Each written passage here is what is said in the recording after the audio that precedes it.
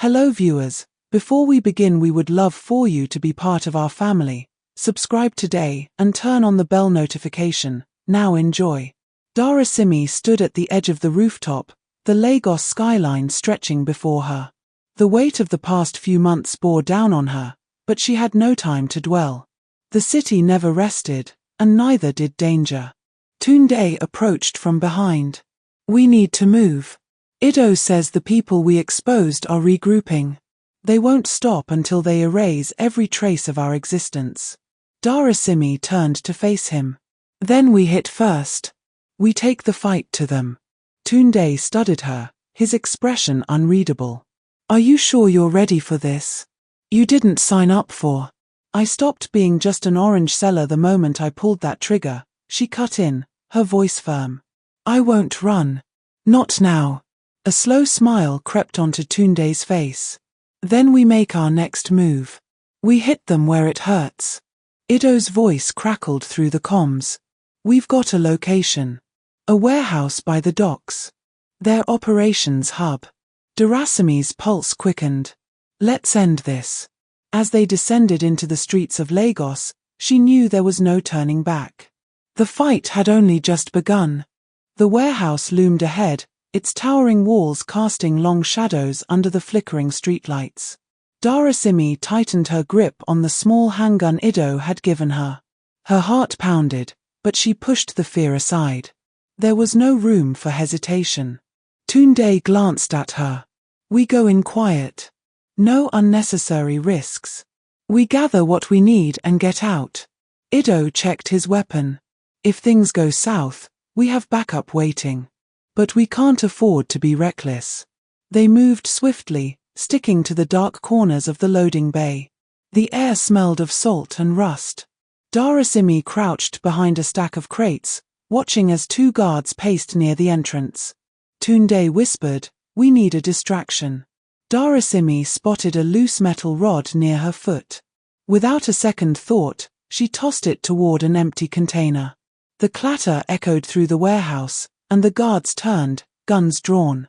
Go, Ido signaled. They slipped inside, their footsteps light on the concrete floor. Rows of shipping containers lined the space, some stacked high, others left ajar. Darasimi scanned the area, her pulse quickening as she spotted a large table in the center of the room, covered with documents and blueprints. Tunde rifled through the papers. This is it. Their entire operation, shipment records, bank transactions, coded messages. If we get this to the authorities, we can shut them down for good. A sudden noise froze them. Footsteps. Voices. Someone's in here. Spread out and find them. Darasimi exchanged a glance with Tunde. There was no time to run. They had to fight their way out. Darasimi's grip tightened on the gun as the footsteps drew closer. The dim glow of flashlights danced against the metal walls of the warehouse. Tunde motioned for her to stay low while Ido flattened himself behind a stack of crates. The voices were clearer now. They couldn't have gone far. Check the corners, a man ordered, his tone sharp. Darasimi steadied her breathing. They had the evidence they needed, but getting out was another problem. One wrong move and they were trapped. Tunde's eyes met hers, signaling a plan. He gestured to a metal ladder leading up to the catwalk above. If they could get high ground, they had a chance. Darasimi nodded, slipping the stack of papers into her jacket. As the guards moved further inside, she and Tunde crept toward the ladder. The metal was cold beneath her fingers as she climbed, each movement slow and deliberate. Ido followed a few steps behind. A sudden shout echoed through the space. Over there. Gunfire erupted. Bullets pinged off the metal structures as they scrambled up. Darasimi's heart pounded as she ducked behind a railing, Tunde pulling her close as the guards took aim. Ido fired back, hitting one of the men in the leg. We need another way out. Tunde scanned the warehouse. There. The skylight. Darasimi's eyes widened. It was a risky escape, but at this point, they had no choice. She exhaled sharply. Let's go.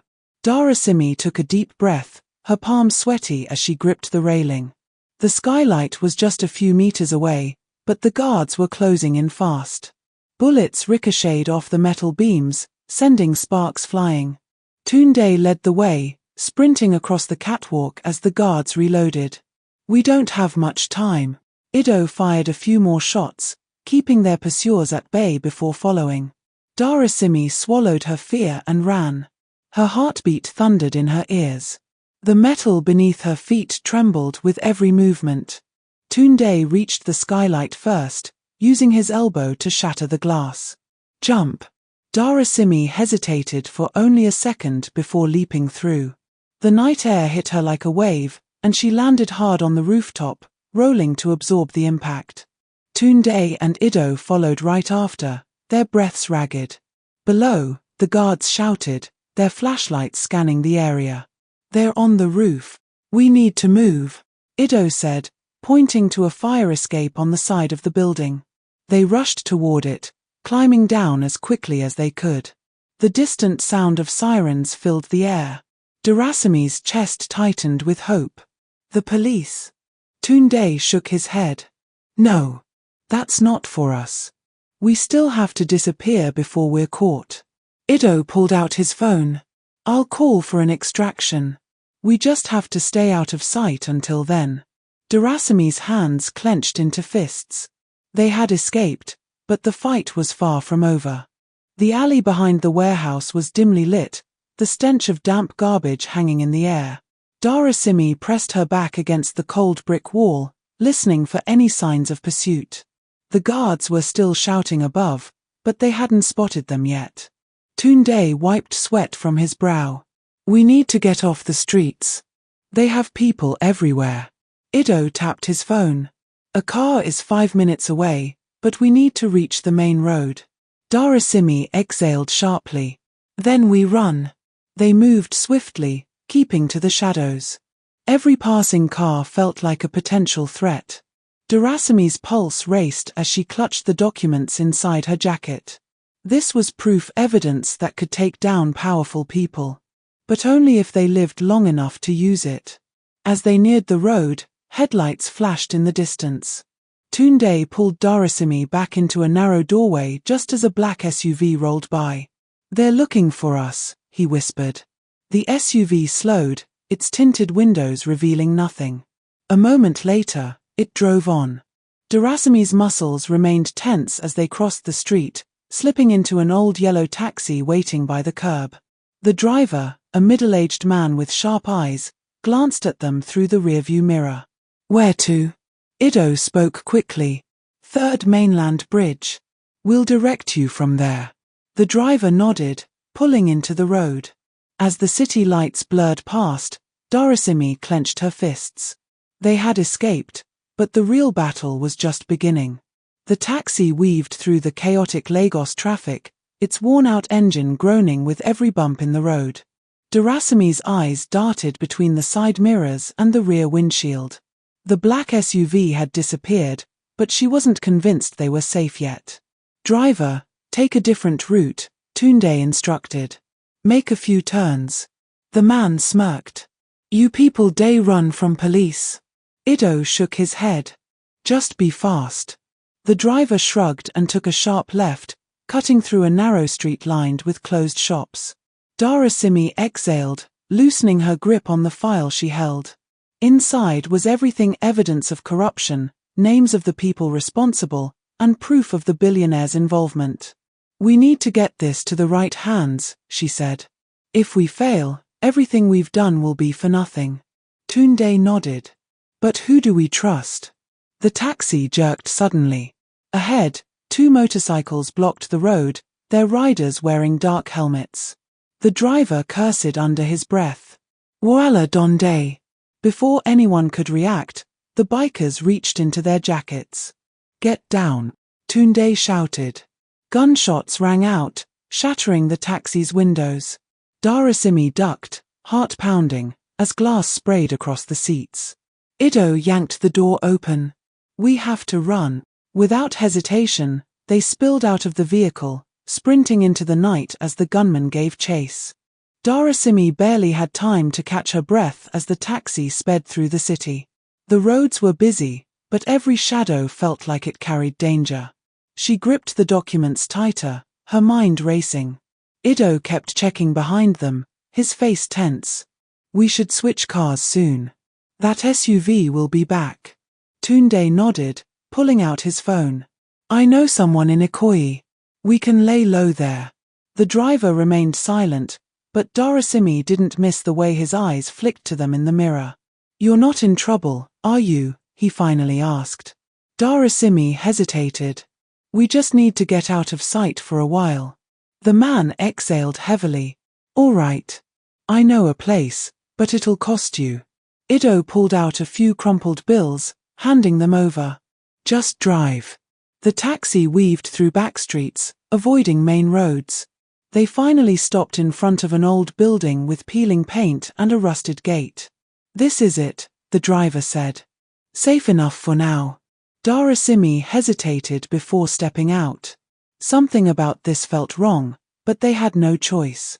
As they entered the building, she whispered, We need to be ready for anything. She had no idea just how right she was. Darasimi stepped cautiously into the dimly lit apartment, her instincts on high alert. The air smelled of damp wood and old dust, the furniture sparse and worn. Tunde closed the door behind them, bolting it securely. Ido checked the windows, peering through the cracks in the faded curtains. I don't like this. We don't know who owns this place. Tunde sighed. It's just for a few hours. We'll leave before sunrise. Darasimi sat on the creaky couch, pulling out the documents. We have enough evidence to take them down, but how do we make sure it reaches the right people? Ido ran a hand through his hair. We need the media. Someone big enough that they can't silence. Tunde hesitated. That means exposing ourselves. Are we ready for that?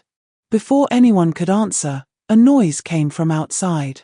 A slow, deliberate knock at the door. Darasimi's breath caught. She exchanged looks with the others. No one had followed them, at least, that's what they thought. Tunde reached for the small knife in his pocket. Who is it? He called out. Silence.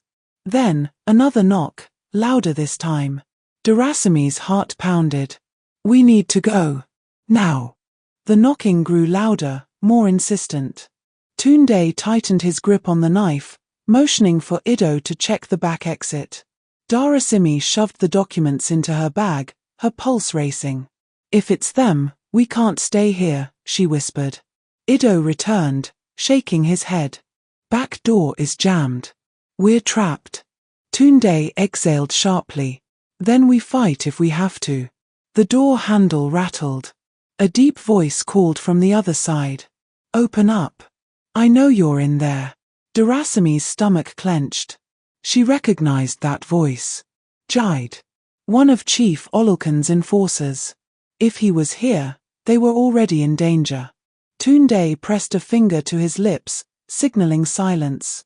Ido grabbed a heavy lamp, holding it like a weapon. The tension in the room thickened with each passing second. Jide knocked again, this time with force. You have 3 seconds before I break this door down. Darasimi's mind raced. They had to think fast or risk being caught. The documents were too important. She exchanged a look with Tunde. They both knew this was life or death now. The door burst open with a violent crack, sending splinters flying across the room. Jide stepped inside, his eyes sweeping over the scene, a cruel smirk on his lips. Going somewhere, he taunted, his hand resting on the gun holstered at his waist. Darasimi swallowed hard, shifting closer to Tunde, who still clutched the knife. Ido stood rigid, his grip tightening around the lamp. Jide took a step forward, amusement flickering in his gaze. You really thought you could run? You have something that belongs to the chief. Hand it over, and maybe I let you walk away. Darasimi's heart pounded. If they gave up the documents, everything they had risked would be for nothing. She had to stall. I don't know what you're talking about, she said, forcing her voice to remain steady. Jide chuckled. You're a terrible liar, Darasimi. I'd hate to ruin that pretty face of yours, but orders are orders. Tunde tensed beside her. The moment Jide reached for his gun, everything exploded into chaos. Ido swung the lamp, striking Jide's arm with a sickening crack. The gun clattered to the floor. Tunde lunged, driving the knife into Jide's side. He let out a sharp cry, stumbling backward. Darasimi didn't wait, she grabbed the documents and bolted for the door. They had to get out. Now! Darasimi sprinted down the dimly lit corridor, her heart hammering against her ribs. Tunde and Ido were right behind her, their heavy breaths mixing with the distant shouts of Jide's men. They had only seconds before the entire building was swarmed. Tunde grabbed Darasimi's wrist. "This way," he hissed, pulling her toward an emergency exit door.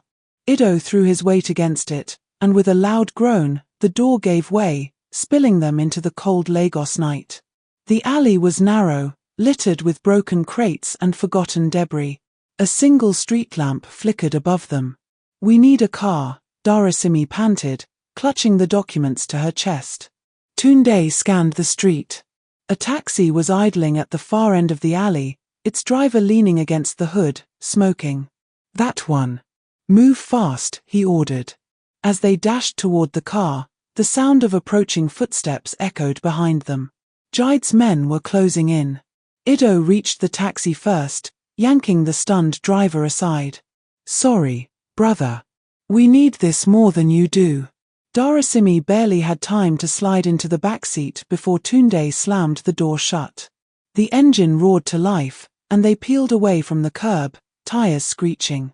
Behind them, Jide stumbled out of the alley, blood seeping through his torn shirt. He locked eyes with Darasimi through the rear windshield, his lips curling into a promise. This wasn't over. Darasimi pressed herself against the seat, trying to steady her breath. The taxi driver had long fled, leaving them in control of the vehicle. The Lagos streets stretched ahead, glowing with streetlights and neon signs, but every shadow felt like a threat. "Where do we go now?" Ido asked, his eyes flickering to the rearview mirror. "We need to lay low. At least until we figure out our next move," Tunde said firmly, gripping the wheel tighter.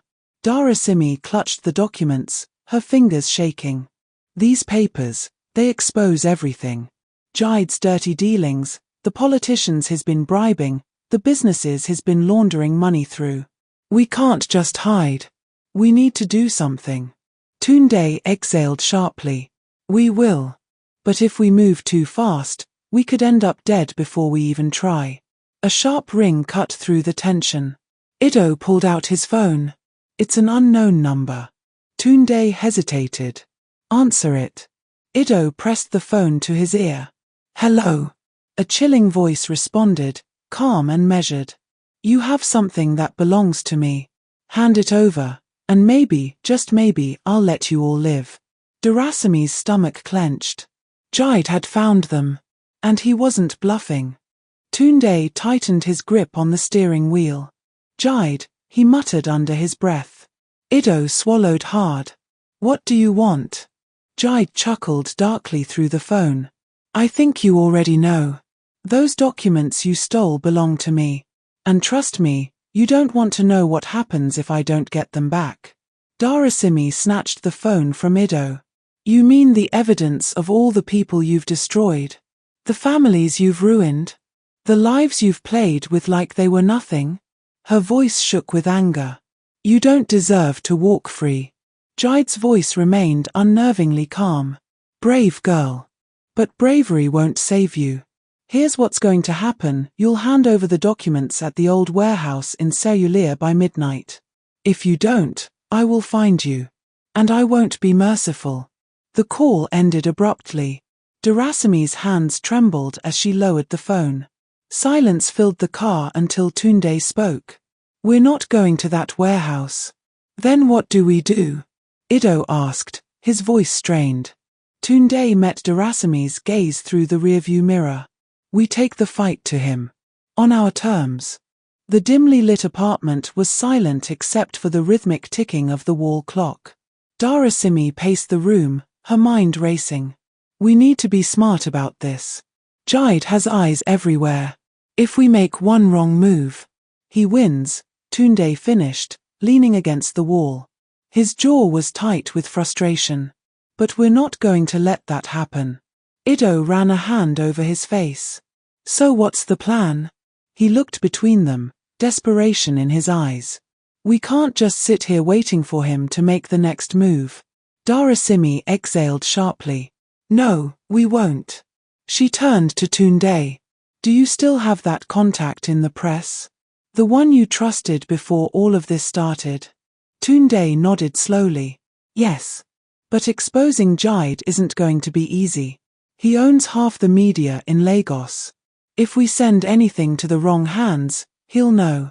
Then we go for the only thing men like Jide fear, proof in the hands of the public.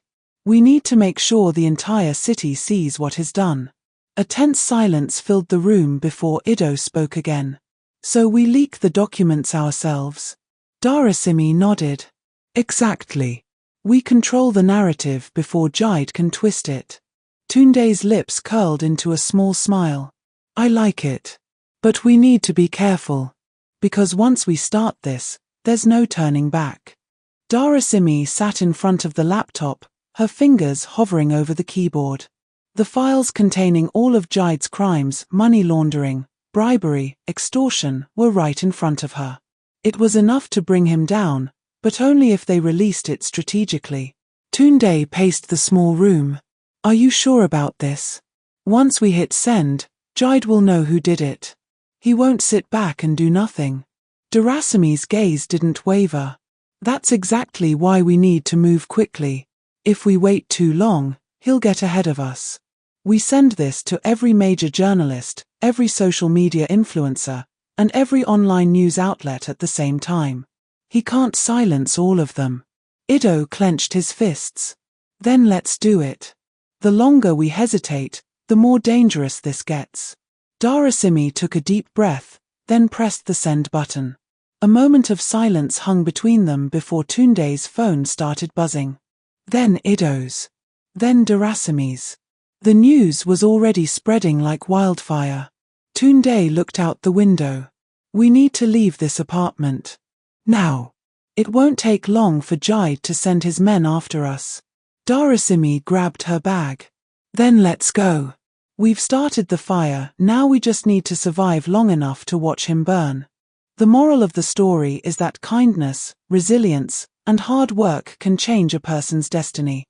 Darasimi's selflessness in helping a stranger led to an unexpected opportunity, but it was her determination and perseverance that transformed her life.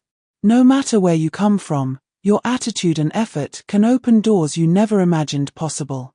Tell us where you are watching from and the time your watch says right now in the comment section. We would love to hear from you, and don't forget to subscribe and turn on the bell notification.